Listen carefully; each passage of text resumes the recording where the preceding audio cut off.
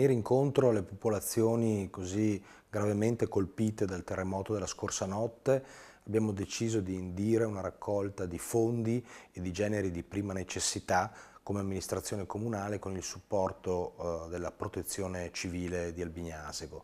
Avremo un banchetto, un gazebo in piazza già da questa sera, giovedì, per tutta la durata del Festival Young, quindi venerdì e sabato sera, dove si potranno appunto recare i cittadini che vorranno donare, fare donazioni in denaro o di beni di prima necessità che sono specificati nella nota che il Comune ha pubblicato sul suo sito. Questo denaro raccolto poi confluirà in un apposito capitolo di bilancio comunale finché non verrà destinato ad una specifica iniziativa.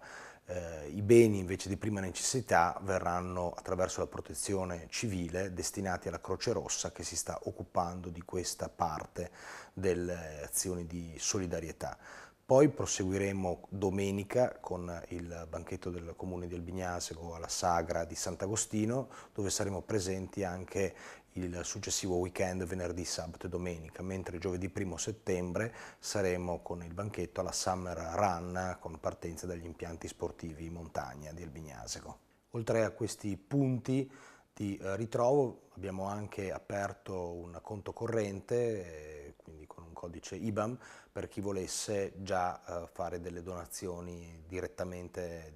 da casa. E come abbiamo fatto in altre occasioni, crediamo che Albignasego, come ha già fatto per il terremoto nell'Emilia, per il terremoto dell'Aquila e anche l'anno scorso per la tromba d'aria della Riviera del Brenta, sia in grado di mobilitarsi e dimostrare tutta la sua solidarietà.